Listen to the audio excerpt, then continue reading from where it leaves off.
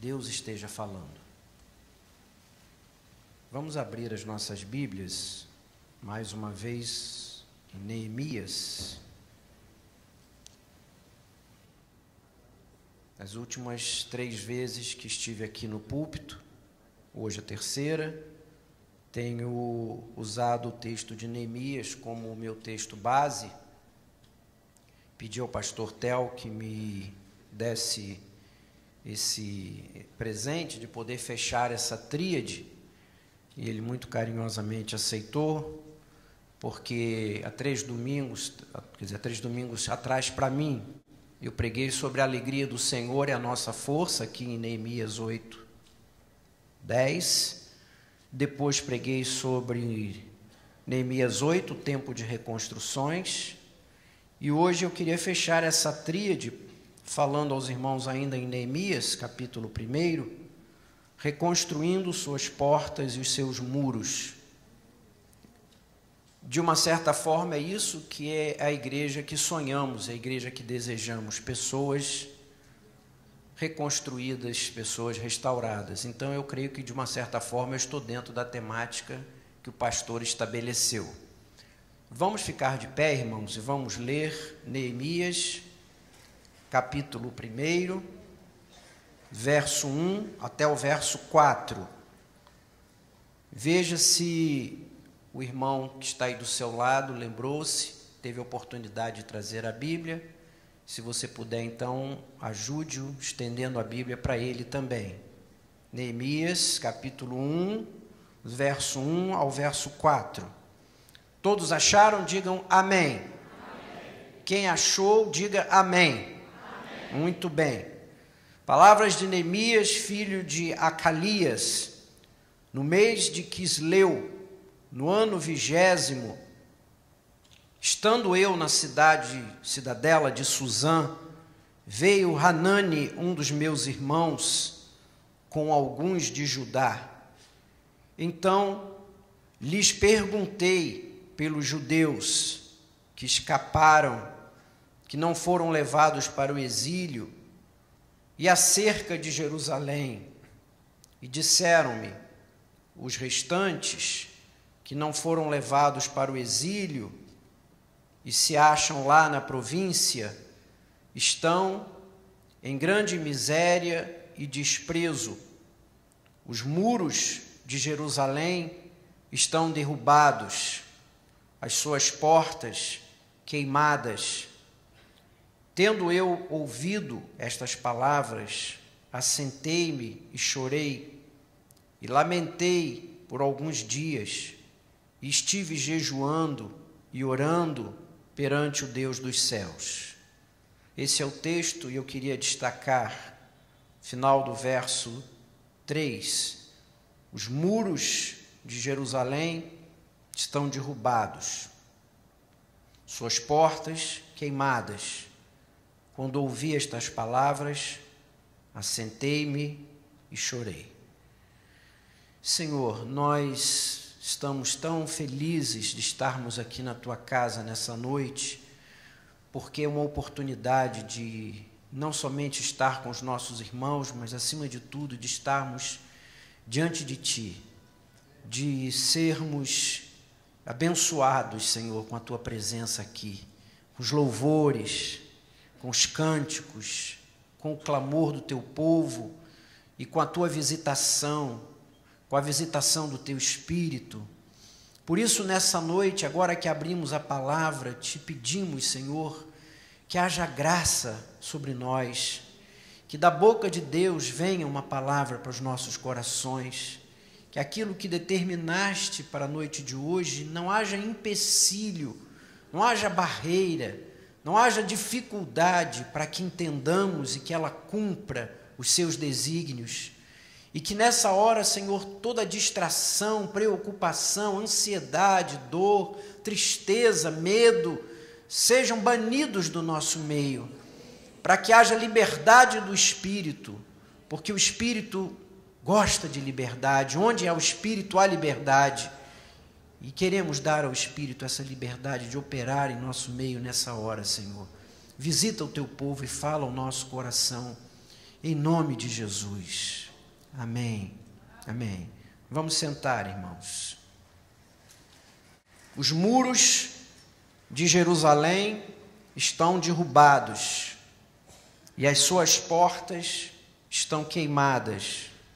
Quando eu ouvi isso, me assentei, chorei, lamentei por alguns dias, estive jejuando e orando perante o Deus dos céus. Neemias, como eu disse da última vez, é uma continuação praticamente de Esdras. Esdras e Neemias são um só livro. E o que Esdras vem contando primeiro é que o povo de Deus já estava voltando do cativeiro. O povo de Deus já havia sido liberto, já havia experimentado libertação. Mas depois da salvação, chegando na terra da promessa, de volta, começava-se reconstrução. Depois de libertação, reconstrução. E aí começam a reconstruir algumas coisas, suas propriedades, suas casas. Esdras nos conta que priorizam a reconstrução do templo, levantam novamente o altar, refazem as ofertas, os cultos, reconstroem e refazem a religiosidade, o culto, a adoração. Porém, algo ficou para trás, e é o que Neemias abre seu livro, seu relato, nos contando. Parece que ou foi esquecido, porque o trabalho era tanto, havia tanta coisa para fazer, tantos compromissos de reconstrução, então talvez tenha sido esquecimento, ou então porque o povo considerou que essa obra era não tão importante assim, não tão prioritária, e foi de uma certa forma deixada para segundo plano, desprezada, menosprezada, ou porque houve a impressão de que o desafio era muito grande, havia muita coisa para fazer, era algo muito grande, praticamente impossível de ser realizado. Certo é que os muros e as portas da cidade ainda estavam no chão, ainda estavam destruídos, em pó e em cinzas, precisando também de reconstrução. E é essa notícia que chega a Neemias e lhe causa profunda tristeza, profunda comoção. E a pergunta que poderíamos fazer é: por que é que isso abalou tanto Neemias? Por que que a notícia de que as portas e os muros no chão, em cinzas, derrubados, trouxe tanto abalo para Neemias, mobilizou tanto Neemias, porque mobilizou sua vida, seu trabalho, seu ministério diante do rei, envolveu seu tempo, sua profissão, suas energias, investimento de grande parte da sua vida? A pergunta é: por que portas e muros significavam tanto? Andando por Israel e vendo cidades antigas e ouvindo explicações sobre a antiguidade, sendo esclarecido sobre as cidades desse tempo, nós entendemos um pouquinho melhor essa psicologia que acontecia aqui com Neemias. As cidades na antiguidade, as cidades desse tempo, eram muito distantes umas das outras, muito isoladas umas das outras. Elas eram cercadas praticamente do nada, muitas delas cercadas de deserto, muitas ao pé de montes ou bem próxima de vales, mas bem isoladas, bem alcançáveis por animais selvagens, por feras e por povos e outras nações que queriam quase sempre ou sempre conquistar e invadir as cidades. Portanto, característica de cidade, em primeiro lugar, é que ela era cidade, ou ela só era cidade, quando ela era circunscrita, quando ela era fechada, quando além do núcleo habitacional, do templo, do culto, da igreja, da adoração, ela se fechava. Então, em primeiro lugar, as portas e os muros significavam a circunscrição, a identificação, o fechamento, a identificação e a identidade das cidades. E como elas eram fechadas e circunscritas por muros e portas, nós, lendo na história e ouvindo quem estuda isso, nos fala que cada uma tinha uma característica, cada uma das cidades da antiguidade tinham as suas próprias características, suas próprias identidades. Elas tinham muros que às vezes eram muralhas altíssimas, às vezes não tão altas assim, outras muito largas, outras não tão largas assim. Era característica de algumas cidades que essas muralhas de pedras eram trabalhadas, desenhadas. Havia uma história, a história da cidade contada nas pedras, nos muros. As portas eram muitas ou eram poucas, tinham ferrolhos grandes ou pequenos, eram de madeira ou de bronze ou de ferro, de maneira que cada uma dessas cidades tinham suas próprias características e, no fundo, muralhas e portas revelavam muito daquela cidade. Falavam das suas características, da sua história, falavam das suas propriedades, dos seus recursos, da sua força, falavam dos seus medos ou da sua grande segurança. Portanto, em primeiro lugar, cidades que não tinham muralhas nem portas eram, de uma certa forma, cidades incompletas, eram semi-cidades, eram cidades que não eram ainda elas mesmas, estavam incompletas, faltando pedaços, faltando alguma coisa. Além disso, os muros e as portas também significavam segurança, porque, como eu disse, as cidades eram cercadas pelo nada e abertas e expostas à entrada de feras e animais selvagens e a povos invasores, de maneira que muralhas e portas significavam segurança, segurança para as famílias, para o povo, segurança para a sua propriedade, segurança para aquilo que eles investiram, para os seus planos, para os seus projetos, para os seus sonhos. As muralhas representavam, de uma certa forma, um pouco do status daquela cidade, da sua estabilidade, um pouco do seu aconchego, da reunião da família, um pouco do lar, um pouco da sua riqueza, de maneira que sem os muros e sem as portas, as feras e os animais e os povos invasores tinham livre acesso à cidade. Israel já tinha estado livre, já tinha voltado para Jerusalém, mas suas portas e os seus muros ainda estavam destruídos. Durante muitos anos eu entendi limitadamente alguns textos da palavra. É aquele que diz que quem está em Cristo é nova criatura, e aquele que já está em Cristo nasceu de novo. Muitas vezes eu entendia isso como um novo nascimento, nos fazendo de volta, começando uma história, mas um ser pronto, um ser completo. E era difícil conciliar essa ideia de um ser completo que nasceu de novo com alguns outros textos que nos advertem que nós precisamos estar nos revestindo como eleitos do Senhor. As advertências de tomar cuidado, porque o inimigo anda à nossa volta, cirandando, querendo, buscando o momento de tragar. E ao olhar para mim mesmo, analisando a minha vida, o meu comportamento, por vezes me senti também tão decepcionado comigo mesmo, achando que já tendo nascido de novo, que já sendo uma pessoa que entregou a vida ao Senhor, por que eu me surpreendia tão negativamente comigo mesmo, porque me decepcionava, sendo tantas vezes surpreendido e encontrado persistentemente, recorrentemente, caindo nas mesmas fraquezas, cometendo os mesmos pecados, os mesmos erros. E também, às vezes, me decepcionava com alguns queridos irmãos à nossa volta, à minha volta, também de Deus, gente que falando, testemunhando que já tinha se encontrado com o Senhor, já tinha nascido de novo, mas repetidas vezes revelando fragilidades, quedas e pecados que quase que caracterizavam as suas vidas.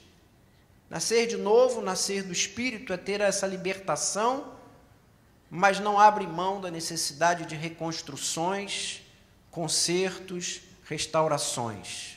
E olhando para esse texto, nós, como de modo geral, olhando para todo o livro de Neemias, podemos aplicar às nossas vidas as lições do livro de Neemias, entendendo que assim como o povo foi liberto da Babilônia e voltou para Jerusalém, nós também fomos libertos da chamada Babilônia espiritual, aquela que aparece em Apocalipse 18. Nós já fomos libertos desse sistema maligno, escravizante de Satanás, já fomos libertos, já estamos de posse da salvação, já temos trabalhado, reconstruído muitas coisas nas nossas vidas, já reconstruímos nosso culto, nossa adoração, nossa religiosidade, mas a verdade é, irmãos, que muitas vezes percebemos que precisamos reconstruir alguns muros e algumas portas das nossas vidas que ainda estão no chão. Ainda há coisas na nossa vida que estão em pó e cinzas, e mesmo depois do novo nascimento e da experiência de libertação, precisam ser restauradas. Olhando para esse texto, tentando fazer uma aplicação dessa lição de Neemias 1 para as nossas vidas, eu me perguntei, o que pode representar nas nossas vidas, o que poderia significar nas nossas vidas muralhas e portas caídas, muralhas no chão e portas em cinzas? O que é que isso pode falar para mim? Em que isso me identifica? Em primeiro lugar, pensando nisso essa semana, eu achei uma coisa linda, eu pensei que portas no chão e muralhas caídas muitas vezes significam para nós uma nossa identidade verdadeira, completa, nossa integridade, nossa completude, nossas características que estão ainda não totalmente apossadas. Me deu assim a lição de que muitas vezes a gente já está salvo, já reconstruiu muitas coisas, já tem vida de comunhão com o Senhor, já tem uma vida religiosa, mas muitas vezes andamos e vivendo nos sentindo como se fôssemos ainda em parte, parecendo que está ainda andando, a gente está andando, mas faltando alguma coisa. Parece que a gente anda vivendo com o Senhor, mas parece que há alguma coisa ainda a mais que o Senhor tem para a gente e que a gente tem para o Senhor. De uma certa forma, tal como Jerusalém sem seus muros e suas portas, me parece que muitas vezes a gente anda com Deus achando que ainda não está de posse da completude, daquela identidade total, daquilo que Deus tem para as nossas vidas. A gente lê a Bíblia, ouve mensagens, ouve pregação, a gente tenta aplicar a vida da gente, tenta buscar coisas dentro de nós, mas vamos vivendo como se ainda há algumas coisas nas nossas vidas que estão um pouco atrofiadas, caídas, carentes, precisando de uma reconstrução, de uma restauração.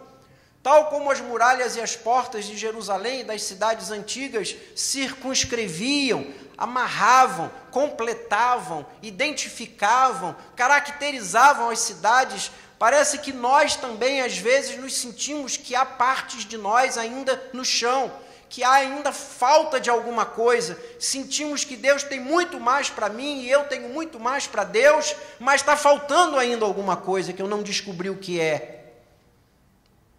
Satanás, nosso inimigo, não gosta que a gente fale dessas coisas, ele não gosta que a gente busque o caminho da alegria e da plenitude, ele sempre quer que a gente viva coisas em parte.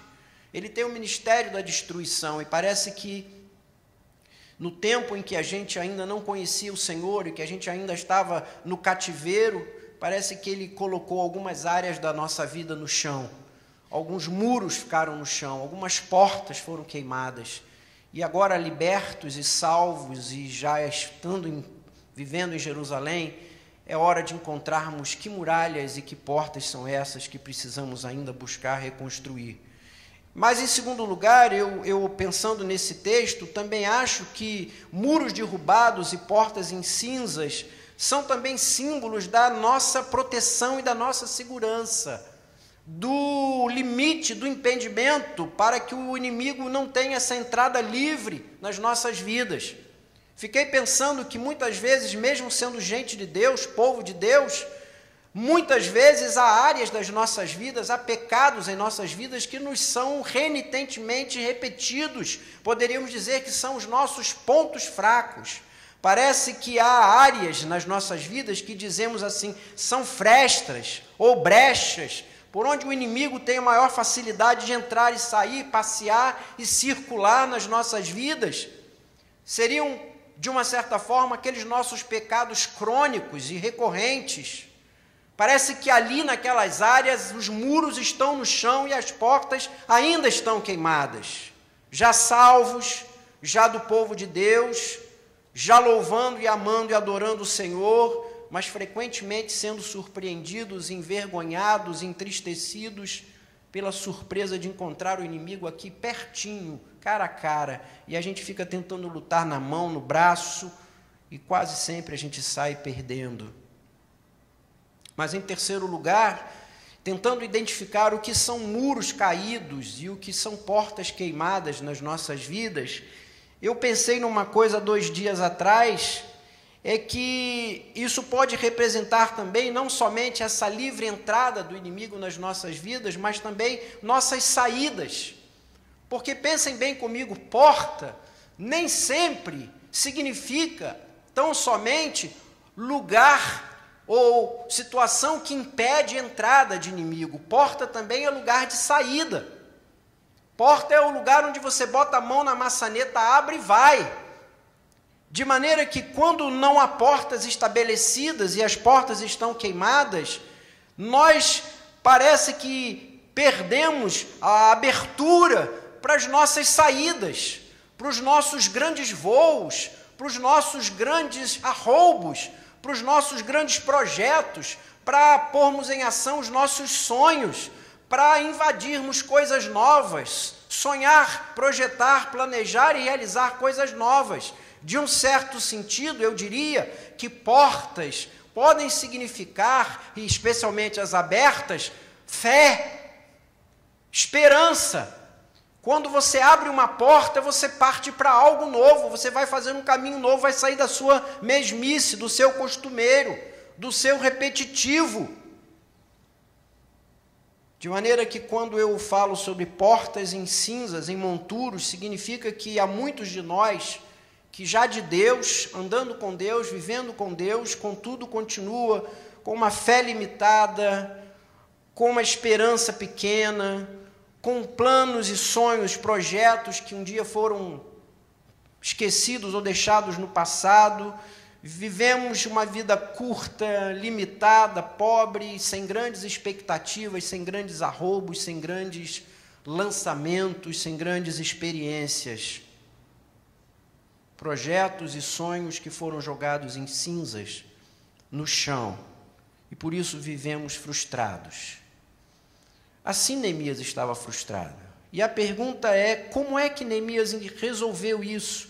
Como ele enfrentou isso? Como ele reergueu muros e portas? E a pergunta, então, tem a ver conosco, porque nós poderíamos perguntar, como é que nós podemos alcançar, então, essa nossa completude? Como é que podemos fazer para alcançar aquilo que Deus tem para nós e sermos o que Deus quer que sejamos, inteiros, íntegros, completos, cidades fechadas com muros e portas, bonitos, lindos, perfeitos? Como é que podemos, em segundo lugar, fechar as brechas, tapar os buracos por onde o inimigo tem entrado e saído com tanta facilidade? E, em terceiro lugar, como é que podemos restaurar em nossas vidas a fé, a esperança, ampliar os nossos sonhos, executar e realizar os projetos grandes arroubos na fé? Neemias enfrentou e resolveu o problema com 2 coisas, com oração e com estratégia. Ele resolveu o problema das muralhas e das portas com oração e estratégia. Em primeiro lugar, com oração. Neemias é um homem de oração. Se você olhar, eu queria que você mantivesse o livro de Neemias aberto. Se você olhar aí Neemias 1:4, veja como ele ora. Verso 4 diz, tendo eu ouvido essas palavras, assentei-me, chorei, lamentei, jejuei e orei. Olha a sequência, assentei, aquilo baqueou minhas pernas, eu sentei, chorei, lamentei, mas jejuei e orei. Capítulo 2, verso 4. Quando o rei me disse, o que é que você me pede? Ele diz, então, orei. Capítulo 4, verso 4. Ele está orando, ouve nosso Deus, estamos sendo desprezados. Ouve, Senhor. Verso 9 do capítulo 4. Nós oramos ao nosso Deus e como proteção pusemos guarda. Capítulo 6, verso 9. Porque todos eles procuram atemorizar-nos, dizendo, suas mãos largarão essa obra, ela não se efetuará, mas, Senhor, fortalece as nossas mãos, as minhas mãos. Irmãos, para reerguer muros e restaurar portas nas nossas vidas, a primeira coisa que precisamos fazer é restaurar em nossas vidas o ministério, a vida, o projeto de oração. Oração é algo que não pode de forma nenhuma ser menosprezado. Oração nos faz companheiros de Deus naquilo que Ele vai realizar. A oração nos transforma em companheiros de Deus naquilo que Ele vai realizar. Muitas vezes nós menosprezamos a oração porque, como seres humanos que somos tão concretos, materializados e materializáveis, achamos que não estamos vendo, não estamos tocando aquele com quem estamos falando. Então dá a impressão que oração é falar com nada, falar com vácuo. Parece que quando somos impelidos e convidados a orar, parece que estamos jogando palavra no vento, parece que estamos nos abstraindo do problema, parece que estamos fugindo da situação, parece que estamos entrando num outro nível, não propriamente o da solução, mas como se fosse uma fuga. No entanto, quando a palavra insistentemente, desde Gênesis e Apocalipse, nos incentiva, nos convoca, nos convida a orar, é porque a oração não é enlevo de abstração, não é alguém que viaja, que vai para um mundo diferente de contemplação, mas a oração é uma arma, é algo que Deus coloca nas nossas mãos para que a gente possa ter comunhão com Deus, sim, para receber da parte de Deus terapia para a nossa alma, portanto é um projeto de dupla mão, a gente fala com Deus, tem comunhão com Ele, da parte dele recebe conforto, consolo, terapia, mas além disso é uma arma, é algo que o Senhor coloca nas nossas mãos como uma ferramenta de trabalho. Quando diante de nós há um projeto, quando estamos convencidos de que precisamos fazer uma reconstrução nas nossas vidas, consertar coisas nas nossas vidas, a primeira coisa que precisamos fazer, tal como Neemias, é orar, é orar, é orar. Não se iniba. Você pode dizer assim, eu não sei orar.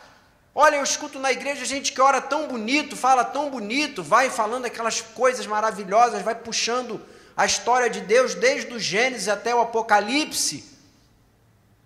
E me lembro do reverendo Alcides Nogueira, creio que pastor, principalmente o pastor Theo conhece, o pastor Henrique também.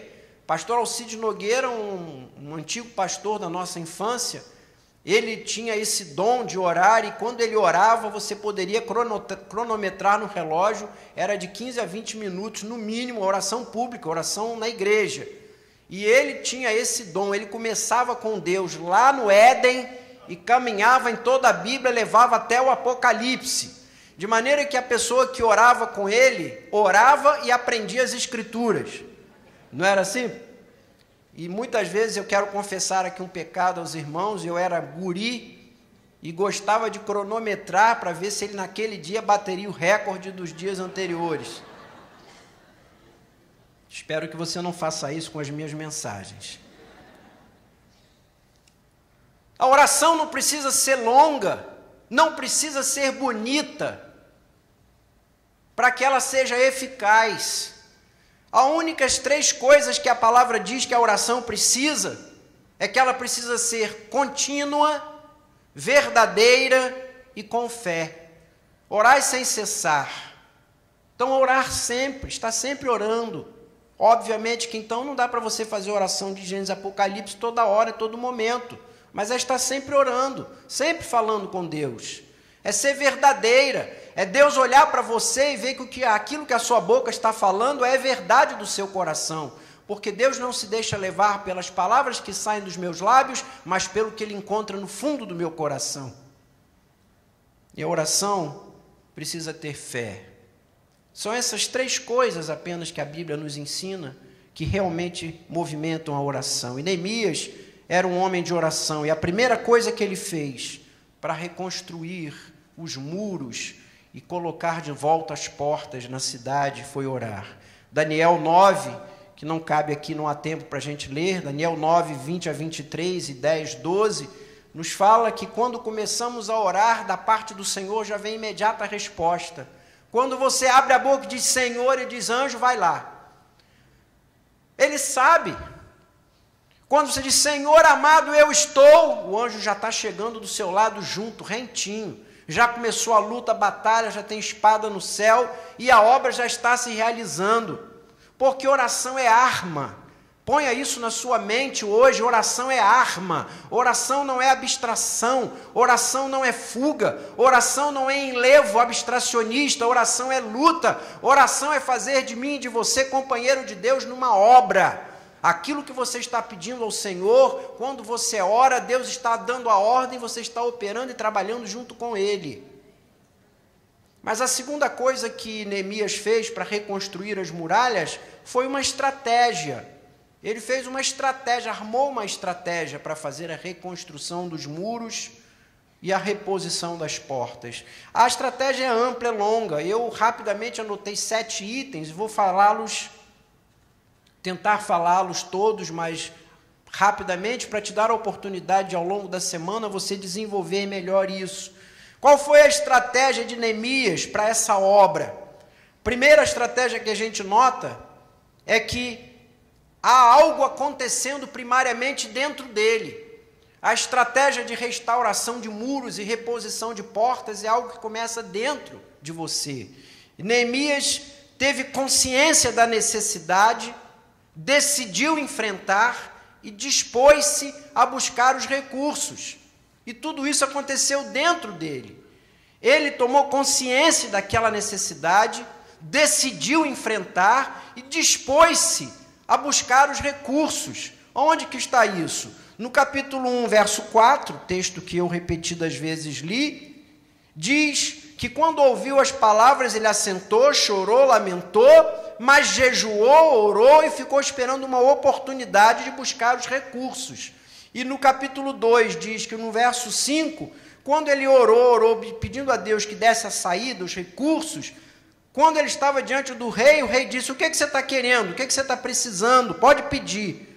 E ele já tinha mais ou menos um projeto desenhado na mente, no coração, e disse assim, eu estou precisando, é o seguinte, eu estou precisando de umas cartas, que você me dê umas cartas para que eu atravesse todo o império, chegue lá em Jerusalém, você me dá carta para eu passar a salvo, me dá carta para eu poder obter material, ferramenta, madeira, eu tenho uma obra, grande obra para fazer. Porque ele orou, mas não somente orou, como se dispôs, se conscientizou. Eu sei que parece um detalhe pequeno, mas não é. Muita gente começa e fica na primeira parte do capítulo, do verso 4. Quando é convencido, quando é conscientizado de que a sua vida está com lutas, problemas, que na sua vida há muros no chão e portas escancaradas, ele se assenta, ele chora, ele lamenta e fica aí o resto da vida.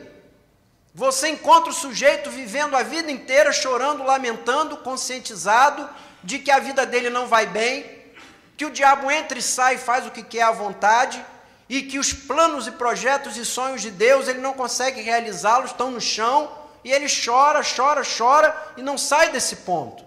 Mas Neemias toma uma iniciativa, toma uma dianteira e vai ao rei. Aí você vai dizer assim, bom, então foi algo imediato, ele orou, clamou, o Senhor falou, ele levantou e foi falar com o rei. Não, foram 4 meses de oração. Da onde está isso que eu olhei aqui e não vi? Você me diz, eu digo para você. Neemias 1:1 diz que a notícia chegou no mês de Quisleu. Você viu aí? No mês de Quisleu, eu estava ali em Suzã e chegou a notícia. Mês de Quisleu seria teoricamente o 9º mês deles, setembro. Aí o capítulo 2, verso 1 diz que no mês Nisan, quando eu estava na frente do rei, o rei me disse, o que você quer? Nisan seria o janeiro dele, o Habib, o mês 1. Portanto, ele recebe a notícia no mês 9 e só vai diante do rei apresentar o projeto de Deus no mês 1. Ele ficou 4 meses orando. 4 meses orando, consciente do que estava acontecendo, decidindo enfrentar a situação, dispondo-se a buscar os recursos. Ele não ficou sentado, prostrado, mas correu atrás, como a gente diz na gíria. Quando eu estava pensando nisso ontem, me lembrei de um texto de Marcos, capítulo 2, versos 1 a 4, que diz que quando o Senhor Jesus estava fazendo uma mensagem maravilhosa na casa dele em Cafarnaum, e era já um período em que ele já tinha feito muitos sinais e prodígios, muitos milagres, a casa dele estava cercada, Jesus pregando, falando, e a casa estava cercada de gente, muita gente, mas havia um paralítico que precisava de ser curado, e 4 homens vinham carregando um paralítico, com muita luta e dificuldade. E quando chegaram diante da casa de Jesus, aonde eles queriam um encontro com Jesus para a restauração do paralítico, olharam e disseram, meu Jesus, como que eu vou chegar a Jesus, Jesus? Porque eu não tenho como chegar, a casa está completamente fechada. Aí alguém brilhante diz, vamos por cima, vamos no telhado, quem sabe vamos encontrar uma telha quebrada, alguma coisa. E com toda dificuldade, eles então sobem ao eirado, para que aquele grande problema tivesse solução e resposta. Mas quando chegam no eirado e olham, o eirado estava totalmente fechado. Mas aí tem uma palavra maravilhosa aí, no verso 4. Fazendo uma abertura, chegaram até Jesus.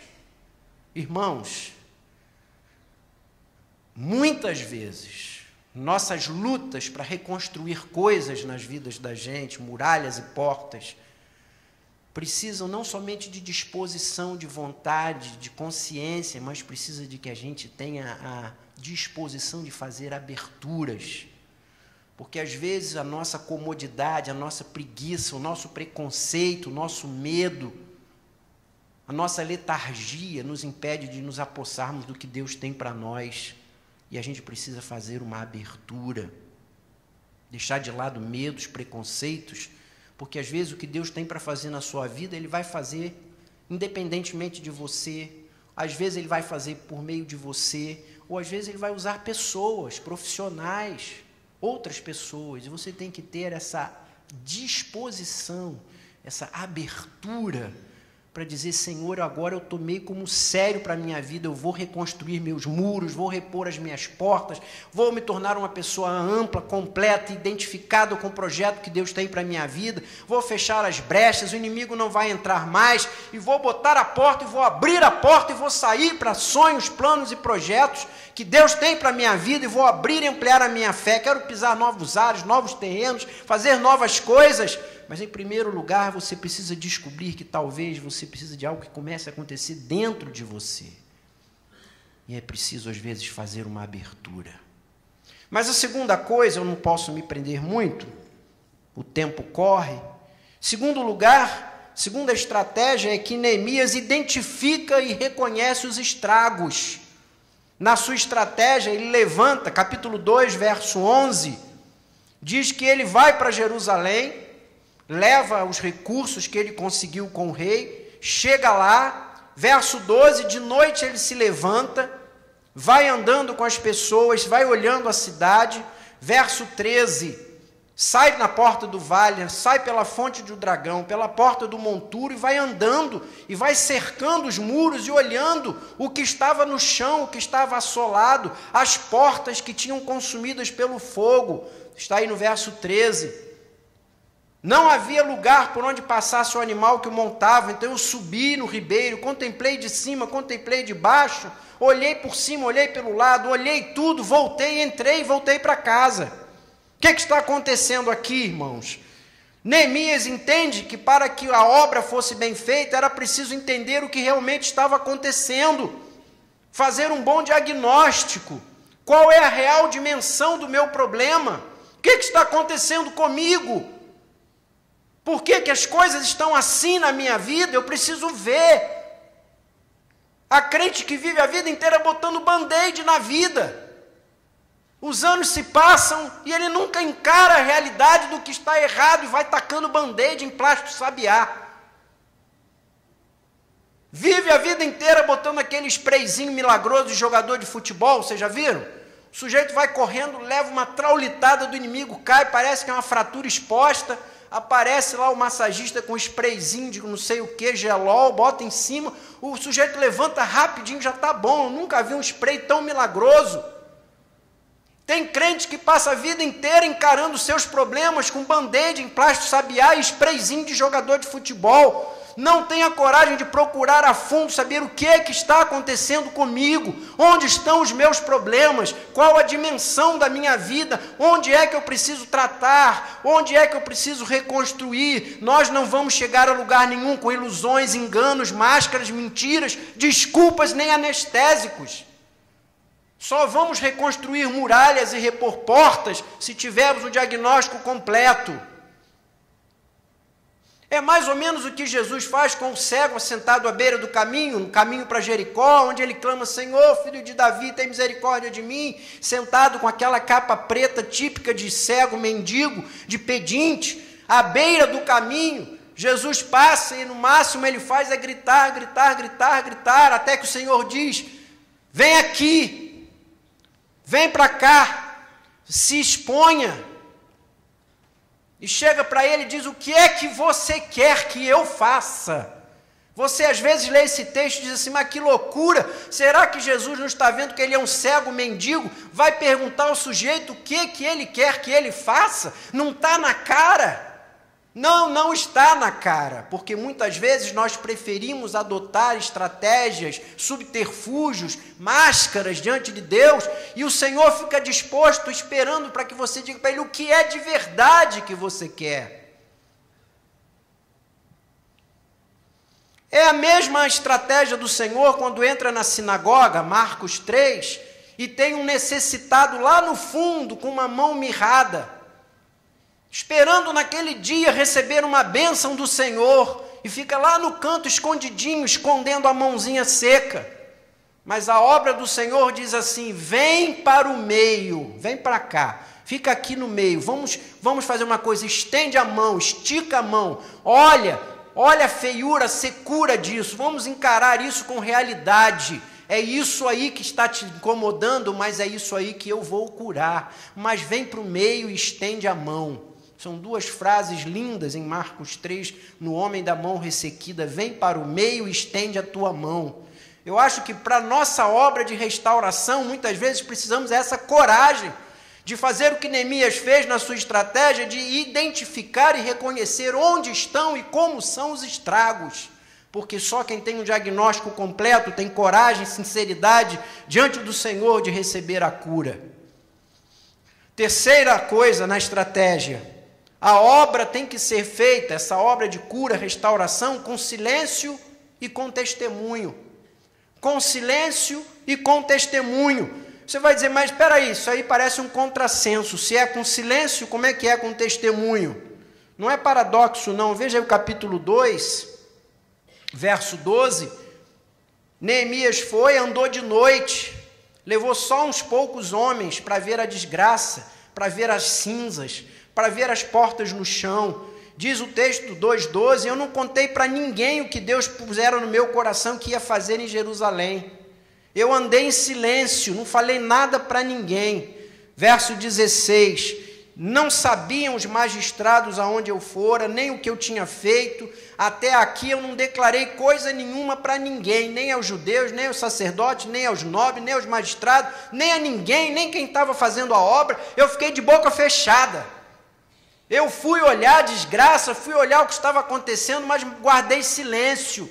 Era uma marcha silenciosa. Eu não contei para ninguém o que Deus havia colocado no meu coração e o que estava para fazer. Mas logo no verso 18 ele diz assim: então lhes declarei como a boa mão do meu Deus estava comigo, e as palavras que o rei me falara. Então eles disseram: vamos fazer, porque as suas mãos estavam fortes. Há tempo de ficar calado e há tempo de falar, há tempo de ficar quieto e há tempo de testemunhar. No tempo da luta, silêncio. No tempo da vitória, testemunho. Guardou isso? No tempo da luta, silêncio. No tempo da vitória, testemunho. Quando Deus está falando ao seu coração o que precisa ser feito, o que Ele vai fazer, fica quieto. Quando Ele começar a fazer e operar, vai dando testemunho. Porque o testemunho anima, o testemunho compromete você, estimula os outros. Mas o inimigo vive à nossa volta, nos cirandando e querendo saber o que nós estamos pensando, o que o Senhor quer fazer com a vida da gente. No capítulo 2, verso 10, Sambalá e Tobias ficaram muito desagradados quando souberam que o povo de Israel estava buscando fazer a reconstrução. Quando eles escutaram que a obra de reconstrução ia começar, ficaram tremendos para criar problemas. Terceiro ponto da estratégia é você não dar alarde, não fazer propaganda daquilo que Deus está falando ao seu coração, mas conforme Deus for te dando a vitória, vai testemunhando, vai louvando a Deus. É um pouco daquilo que a sunamita vive com o profeta Eliseu, lá em 2 Reis 4, quando o garoto morre, e ela sabe que ali é algo que só Deus pode fazer, aquela reconstrução, aquela ressurreição, e ela vai na direção do profeta, e conforme ela vai caminhando, as pessoas vão perguntando: e aí, tudo bem? E ela diz: tudo bem. Onde ela vai passando no caminho, vão perguntando: está tudo bem, está tudo bem, está tudo bem, está tudo bem. Quando ela chega no pé do profeta, ela desaba e diz: Senhor, faz a obra. É um pouco do que Jeremias vive nas suas lamentações, depois de ver a desgraça de Jerusalém, e chora, e chora, e chora, mas depois ele conclui dizendo: bom é aguardar o Senhor, mas fazer isso em silêncio. Tem gente que tem o ministério da lamentação. Tem gente que parece que se orgulha dos seus problemas e das suas dificuldades, parece que se alimenta da pena e da misericórdia dos outros. Terceira estratégia é: trabalhe com silêncio na presença do Senhor. Ora, coloca para o Senhor e deixa o Senhor operar na sua vida. E conforme o Senhor for fazendo, então vá dando testemunho. Quarto ponto da estratégia de Neemias foi que ele o tempo todo confiou e dependeu da ação poderosa do Senhor. Em todo o tempo confiou e dependeu da ação poderosa do Senhor. Está aí no 2:20. Então ele disse: lhes respondi: Deus, o Deus dos céus, é que nos dará bom êxito. Nós vamos, nós disporemos, nós reedificaremos, faremos, mas é Deus quem vai nos dar o bom êxito. Em todo o tempo, Neemias manteve a consciência de que a dependência daquela obra de restauração, de conserto na vida dele, era obra de Deus. Deus é nosso refúgio, Deus é nosso abrigo, Deus é aquele braço enorme que nos recebe, que nos acolhe, mas Deus também é um agente poderoso de cura, de libertação, de transformação, de reconstrução. Os muros das nossas vidas que estão no chão, é Deus quem vai levantar. As portas que estão queimadas nas nossas vidas, é Deus quem vai colocá-las. Ou Ele vai fazer isso diretamente, ou vai fazer por meio dos nossos braços, ou vai usar pessoas, mas é Deus quem vai fazer. Precisamos definitivamente entender que não há fatos, nem pessoas, nem instituições que se movimentem aleatoriamente, independentemente do querer e dos propósitos de Deus.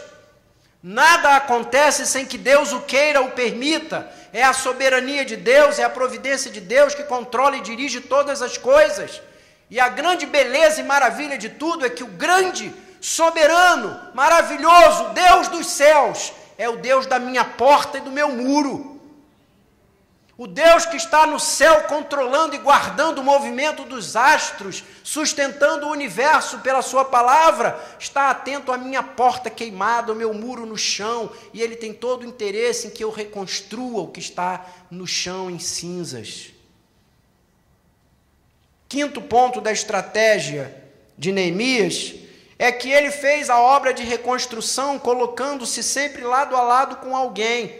Capítulo 3, verso 10, o 3:10 diz: ao seu lado Gedaías reparou com Amaruf de frente da sua casa, ao seu lado colocou, verso 11, Malquias, filho de Arim, filho de Paate, foi para a reconstrução da Torre dos Fornos, ao lado dele Salum, do lado dele as suas filhas. Sempre, o capítulo 3 fala como é que foi a organização, colocando sempre alguém do lado de alguém, alguém do lado de alguém. Ou seja, é a visão de Eclesiastes capítulo 4, de melhor é serem dois do que um, porque se um cair, o outro levanta. Se tiver frio, dois juntos, um esquenta o outro.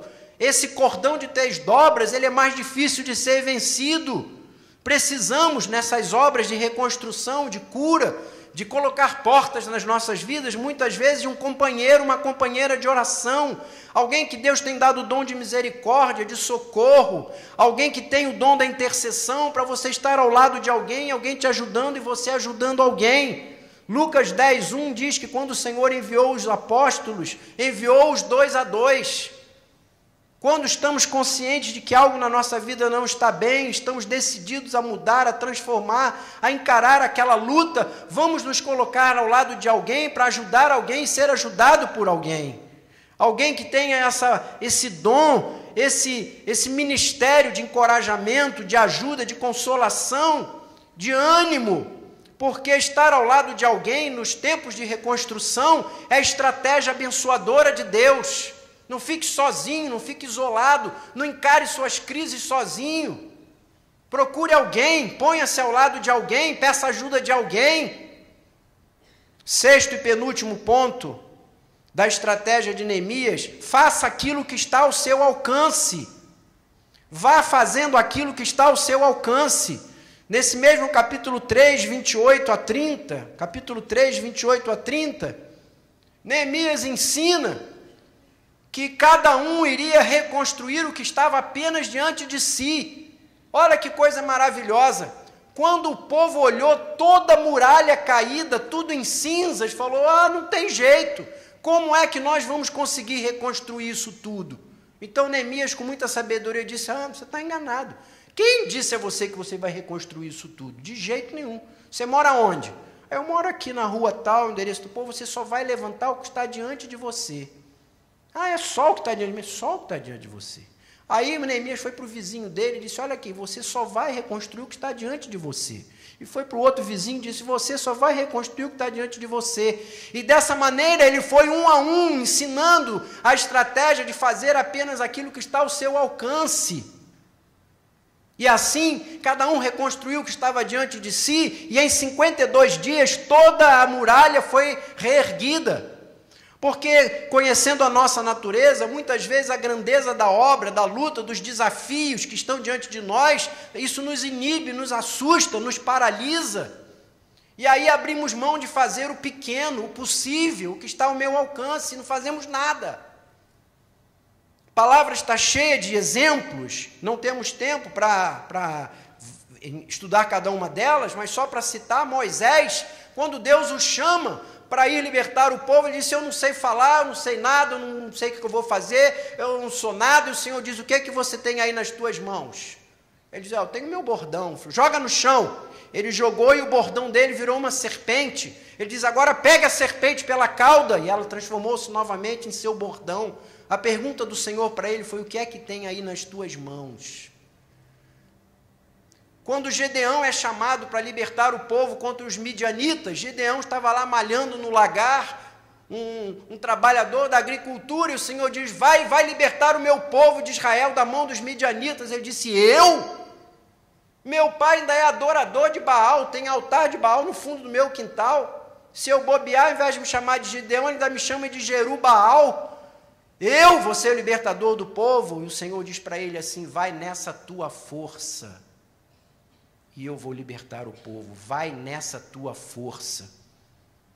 Vocês se lembram de André, o discípulo do Senhor, quando o Senhor faz aquela pergunta, tem uma multidão para ser alimentada aí, como é que nós vamos alimentar essa multidão, se bem que o Senhor já sabia? E André vem e diz assim, olha, tem aí um garoto com 5 pães e 2 peixinhos, mas o que é isso para tanta gente?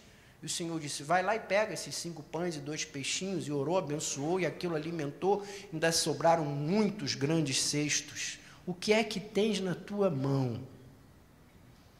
Para fazermos reconstruções, levantar portas, consertar coisas nas nossas vidas, comece a fazer o que está ao teu alcance, vai lançando mão do que Deus já te falou, do que Ele já te disse, do que você pode, não se preocupe com o que você não pode, vai fazendo o que você pode, porque se você for fazendo o que você pode, na mão do Senhor isso vai se multiplicando, vai se multiplicando, vai se multiplicando, e quando você olhar a muralha já fechou,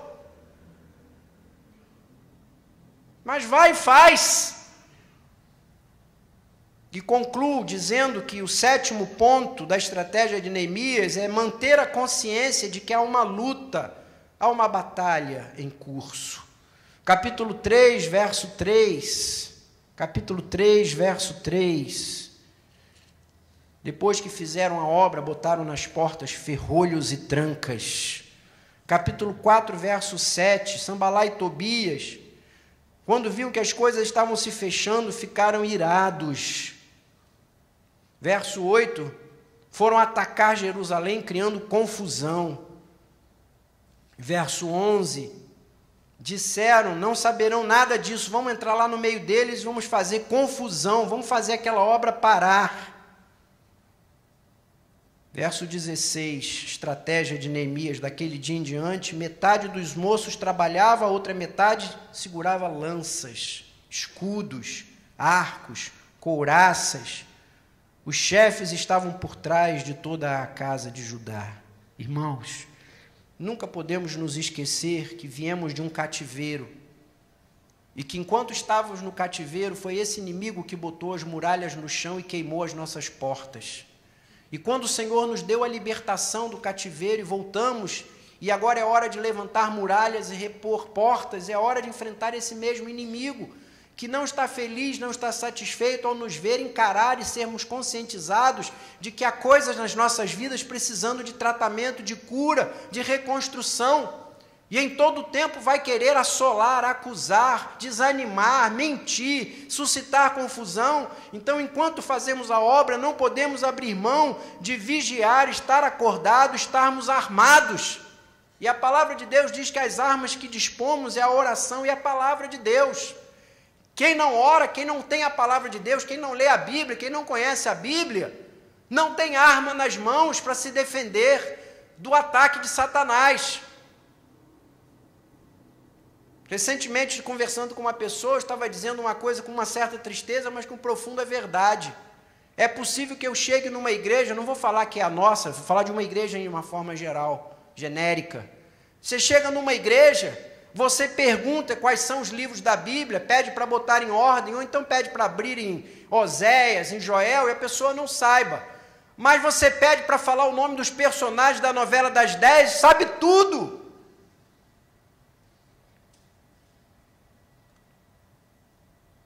Quer ser povo de Deus, mas não quer gastar tempo nas escrituras, mas gasta tempo vendo novela das 6, das 7, das 9, das 10, vê tudo, sabe tudo, ainda fica batendo palma para a obra de Satanás, coisas que a Globo e outras emissoras têm feito, colocando Satanás dentro da sua casa, e você abre a porta da sua casa, senta adolescente, criança do seu lado, e deixa o diabo entrar e passear à vontade. Não vai dar tempo de eu falar isso, sei que o pastor Theo depois vai puxar minha orelhinha, porque eu fico estourando a hora toda vez, mas se você pular lá para o final de Neemias, você vai ver que quando tudo estava pronto, Tobias veio e botou os móveis dele dentro do templo. Sabe o que é isso? Ocupar o espaço do incenso e da adoração com os móveis de Tobias. Há muito crente que faz a obra, levanta muro, põe porta, mas se distrai, dorme, descansa, abre a guarda. Tobias entra com os móveis bonitos, maravilhosos, decapê, lindos, bem trabalhados, você acha que isso é cultura, isso é sabedoria popular, isso é beleza, isso é folclore, é isso, é aquilo outro, e o diabo vai jogando o mobiliário dele todo dentro da nossa vida e da nossa casa. E você não sabe por que não tem força espiritual, não sabe por que vence batalhas, é porque Tobias botou móveis dentro da sua casa. Desliga a televisão na hora da novela, de filmes pornográficos, de coisas que não tem nada a ver, e vai abrir a Bíblia e vai ler a Bíblia. Somos povo de Deus, estamos no fim, é hora do Senhor estar voltando, não é hora mais de muros no chão, nem de portas queimadas, é hora de sermos completos, integrais, totalizados, sonhando, andando, caminhando, tendo fé, fechando portas, trancando brechas, fazendo aquilo que o Senhor tem para nós. É hora de gente séria e comprometida. Gaste tempo com oração, tempo com a Bíblia. Vamos orar, irmãos, vamos orar.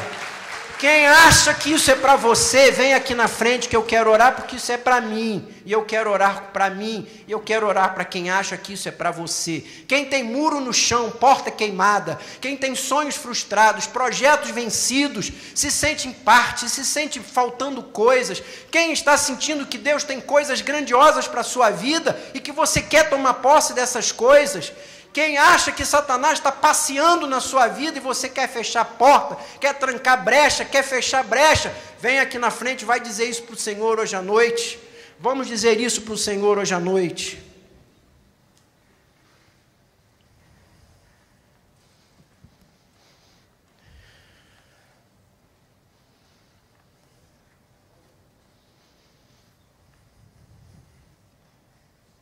Senhor, isso é hora muito séria.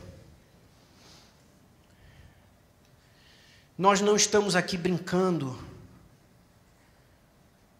não estamos fazendo jogo de palavras, estamos abrindo a Bíblia e ministrando a Tua palavra. Então, em nome de Jesus, despede agora do Teu trono graça sobre as nossas vidas, que o Espírito Santo de Deus agora opere em nossas vidas, libertação, transformação, cura, Senhor. Tira a gente dos costumes maus, nos ajuda a entender que portas precisam ser fechadas, que muros precisam ser levantados, que portas postas precisam ser abertas, que planos precisam ser retomados.